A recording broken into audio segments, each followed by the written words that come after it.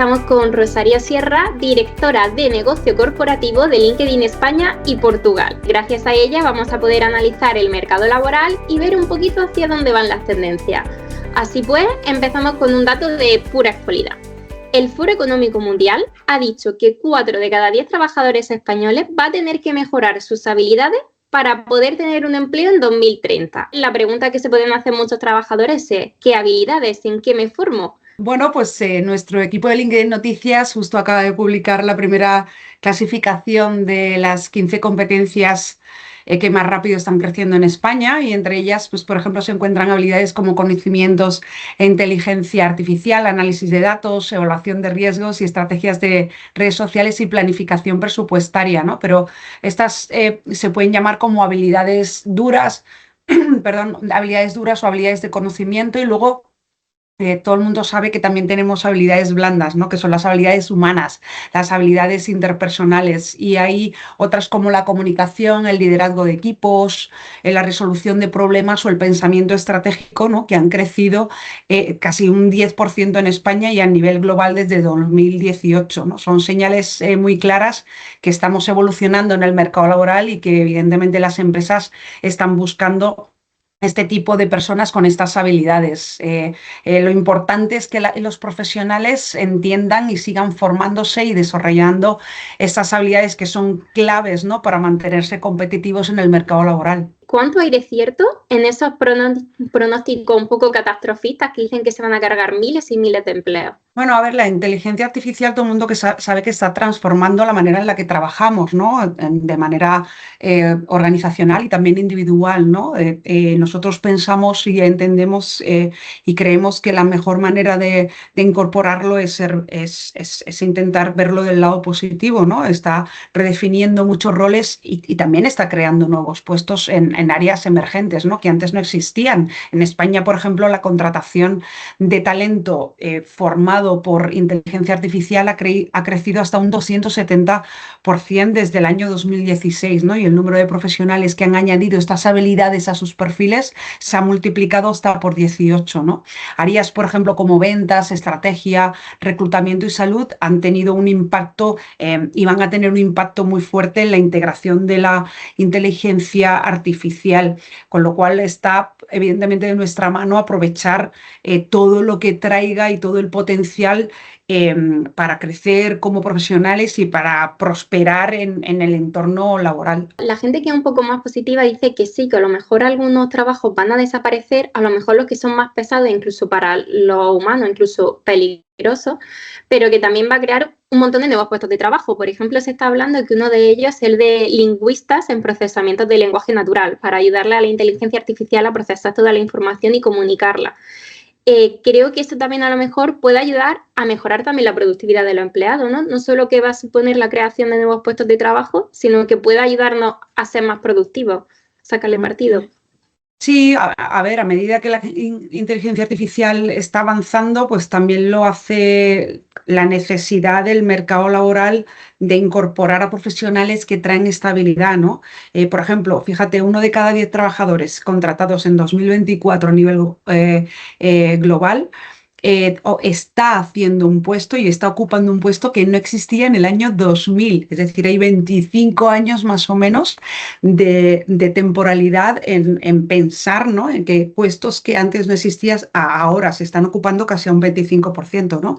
Estamos hablando de roles como científico de datos, responsable de sostenibilidad o ingenieros de inteligencia artificial, ¿no? Y como evidentemente también comentas, están emergiendo pues perfiles muy específicos como los lingüistas especializados en procesamiento del lenguaje natural, ¿no? Que son evidentemente fundamentales para entender, ¿no? el lenguaje humano de forma pues mucho más precisa y más teniendo en cuenta el contexto.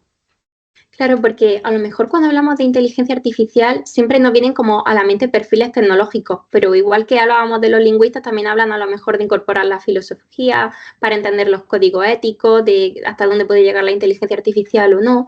No sé si en este sentido va a llegar un punto en que la inteligencia artificial va a ser como imprescindible para sobrevivir en el mercado laboral, ¿o crees que no se va a llegar tampoco a ese extremo en los próximos años? Mm. En LinkedIn, mira, por ejemplo, os comento que en LinkedIn hemos visto que el 70% de las habilidades necesarias para los puestos de trabajo van a cambiar de aquí al 2030. Y esto es importantísimo, es decir, nosotros pensamos que íbamos a incorporar habilidades cada año, cada 5 años o cada 10 años y repito, el 70% de las habilidades necesarias para hacer un puesto de trabajo van a cambiar de aquí al 2030. Por tanto, tenemos que no dejar de aprender, tenemos que seguir reciclándonos profesionalmente, ¿no? Y tenemos que aprovechar todo el potencial que, por ejemplo, la tecnología o la inteligencia artificial pues, nos va a traer, ¿no? El 51% de las empresas que han adoptado inteligencia artificial generativa han visto un aumento del 10% o más en sus ingresos. Esto es clave, es decir, que ya las empresas que están adoptando este tipo de tecnologías estén viendo un incremento en sus ingresos del 10% y que esto tenga un impacto en su economía, es importantísimo, ¿no? Además, según un estudio que hemos presentado en Davos, los líderes mundiales de empresas reconocen que el 89% de sus empleados ya está utilizando inteligencia artificial generativa en su trabajo, ¿no? Y el 38% afirma que la inteligencia artificial va a permitir que sus trabajadores sean más productivos, sean más eficientes y que cumplan, ¿no? con sus objetivos. Hemos visto que quizá en el pasado siempre las habilidades llamadas duras siempre han sido las que me han cobrado mayor importancia. No sé si ahora esta irrupción tecnológica va a hacer que las habilidades blandas cobren también más importancia y a lo mejor se acerquen. No sé qué piensas sobre esto.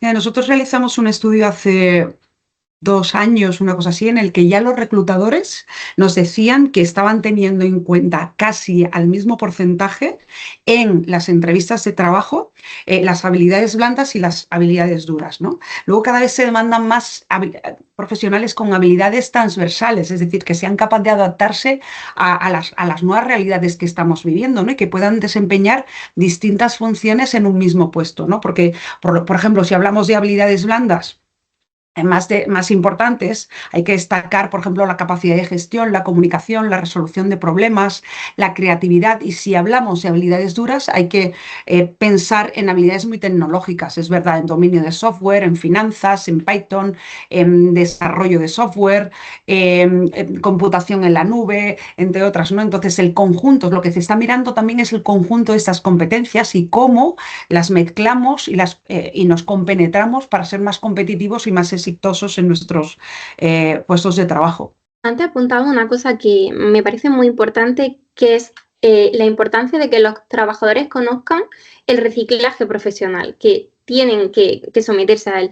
No sé si tú crees que los empleados son conscientes de esta relevancia y de lo importante que va a ser, sobre todo porque el mismo Foro Económico Mundial, que lo mencionaba antes, decía que la carencia de habilidades y cualificaciones ya se está convirtiendo en un reto crítico que tienen hoy las empresas, sobre todo lo que es la transformación digital. No sé si tú crees que esta conciencia ha llegado a la clase trabajadora o todavía hay que hacer un camino. A ver, no, lo que está claro es que el ritmo al que evoluciona el mercado laboral es rapidísimo, ¿no? Y está siendo vertiginoso, tanto que muchos profesionales y muchísimas empresas están luchando por mantenerse, ¿no? al día, ¿no? Tanto es así que el 63% de los reclutadores con los que nosotros hablamos a través de nuestra plataforma considera que está habiendo un desajuste entre lo que los profesionales pueden ofrecer y lo que las empresas realmente necesitan, ¿no? Por eso ya evidentemente adaptarse no es una opción, es una necesidad. Los trabajadores de todas las clases y niveles profesionales tienen que entender esto, ¿no? Por tanto, para cerrar esta brecha es fundamental fomentar, por ejemplo, una cultura de aprendizaje continuo, tanto en las empresas como en los sistemas educativos, ¿no? Las compañías deben ser los que nos ponen los procesos, las herramientas para que nosotros, los trabajadores, los empleados, los profesionales, podamos hacer lo mejor con ellas y estar actualizados y pensar que es de esa manera como nos vamos a desarrollar pues profesionalmente, ¿no? En LinkedIn, por ejemplo, hemos trabajado estrechamente con el Servicio Público de Empleo de la Comunidad de Madrid para ayudar a todos los demandantes de empleo a adquirir las habilidades necesarias para desarrollar la carrera profesional que están haciendo ahora, ¿no? Hemos planteado unos itinerarios profesionales personalizados y de hecho en digitales para de alguna manera ayudarles a desarrollarse, ¿no? Lo hemos hecho a través de LinkedIn Learning, que es nuestra plataforma de aprendizaje, y con los que estamos buscando y ayudando a los ciudadanos madrileños de más de 20 años a mejorar sus conocimientos y competencias digitales, a adaptarse a los cambios en el mercado laboral y a mantenerse actualizados en sus campos, ¿no? En sus sectores profesionales. Claro, porque por lo que tú decías que es necesidad, entiendo que hay que acabar ya con la cultura que a lo mejor hasta hace relativamente poquito había aquí en España y en otros países mediterráneos de decir, yo he acabado, por ejemplo, mi título universitario, ya me he formado y ya con esto puedo aguantar hasta el fin de mi carrera laboral. Exactamente, hemos visto que solo un 22% de los profesionales se plantea aprender nuevas habilidades este año. Esto indica que hay conciencia sobre la importancia del reciclaje, pero todavía nos queda un largo camino por recorrer, ¿no? Muchísimos trabajadores están reconociendo que el entorno laboral está cambiando rápidamente, pero aún no nos hemos dado cuenta del paso tan grande y de todo lo que nos queda por recorrer, ¿no? Por lo tanto, el reto está en cambiar la mentalidad, dejar de ver la formación como algo puntual y ligado a una etapa concreta de la vida, en los estudios, en el instituto, en la universidad, sino que a entenderlo como un proceso continuo, como un proceso que debe ser adaptado a los cambios que vienen. Pero este dato que tú mencionabas del 22%, junto con el desajuste que tú decías que se estaba viendo en algunas empresas, supongo que lo que está provocando es que se hable de escasez de talento, que por ejemplo en el personal IT es algo que todas las empresas y las grandes corporaciones están demandando, sobre todo las tecnológicas.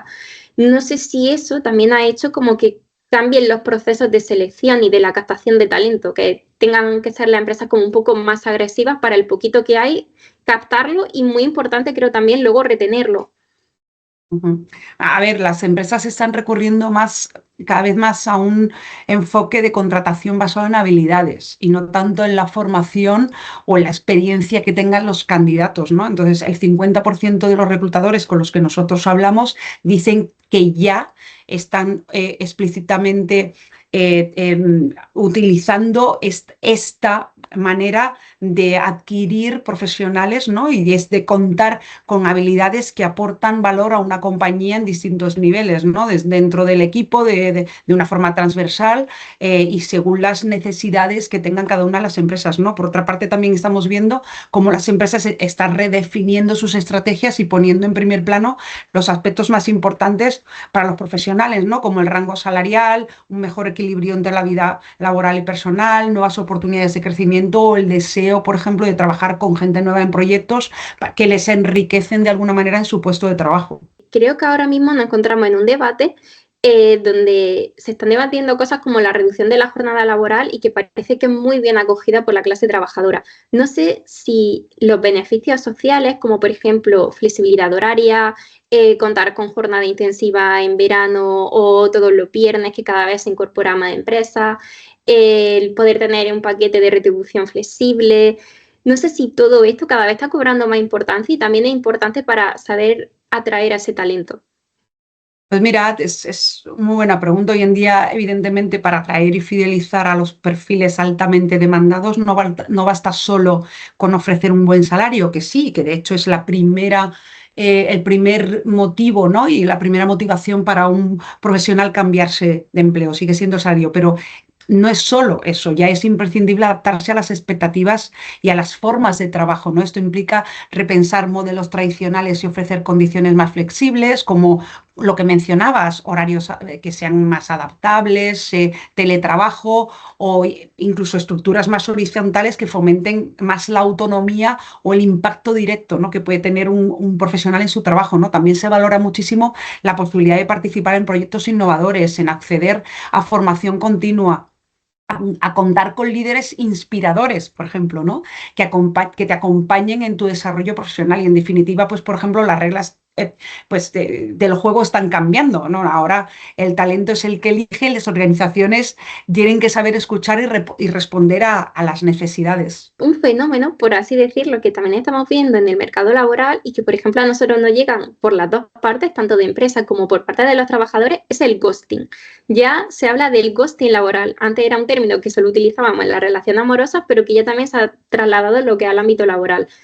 Candidatos que se apuntan a procesos selectivos, incluso a lo mejor acuden a una entrevista y que luego no tienen respuesta de si han sido seleccionados o no, y si a lo mejor le dicen que no, lo descartan directamente sin un feedback. Y por el otro lado, empresas que se encuentran como candidatos que estaban en un proceso de selección han desaparecido sin ninguna explicación y no saben nada más de ellos. No sé si vosotros tenéis datos sobre esto y si algo que de verdad está pasando como están acusando desde las dos partes.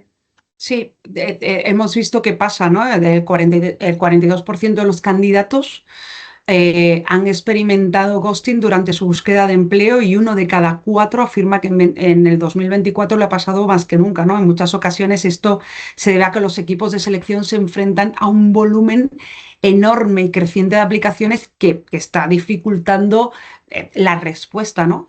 De hecho, el 56% de los reclutadores reconoce que no puede contestar a todas las candidaturas y el 75% dice que necesita más herramientas para mejorar la herramienta, ¿no?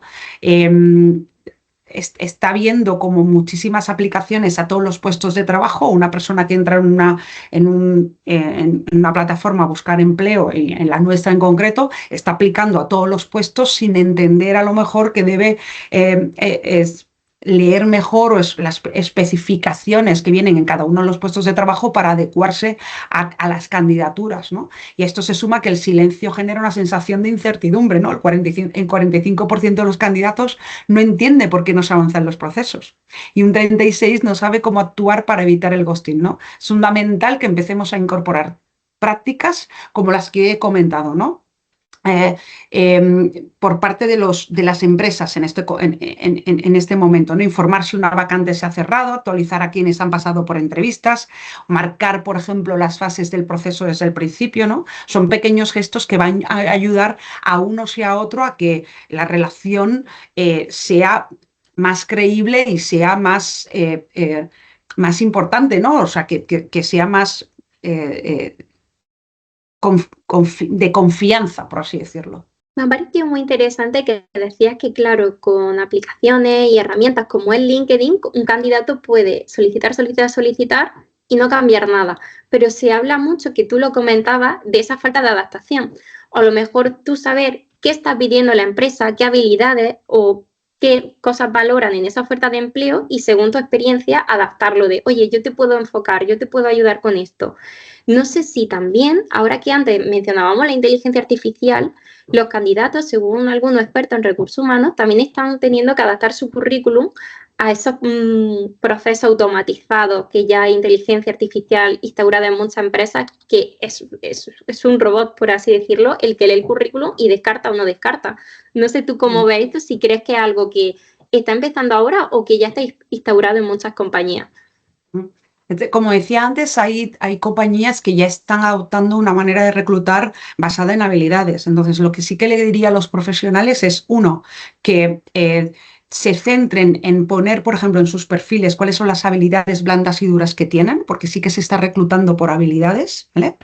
Que a la hora de buscar un empleo, que miren bien las especificaciones de cada uno de esos puestos y que no se pongan a solicitar todos los empleos que creen que pueden ser y que encajen con su perfil, pues porque luego van a sufrir ghosting. Por tanto, y como consejo final, tanto a profesionales como a empresas, les diría que no dejen de aprender, que el cambio es constante, ¿no? Que la clave está en la adaptabilidad, en la curiosidad y en la voluntad de seguir creciendo, ¿no? Invertir en nuevas habilidades, especialmente las digitales y en las transversales. Y a las empresas les aconsejaría que pongan a las personas en el centro, que se preparen para la nueva década, que no implica solo adoptar la tecnología, sino también crear culturas de aprendizaje más flexibles, apostar por el talento con visión de futuro, ¿no? Y aquellas organizaciones que sepan atraer este tipo de talento, desarrollarlos y cuidar a su gente serán las que lideren, ¿no?, esta transformación.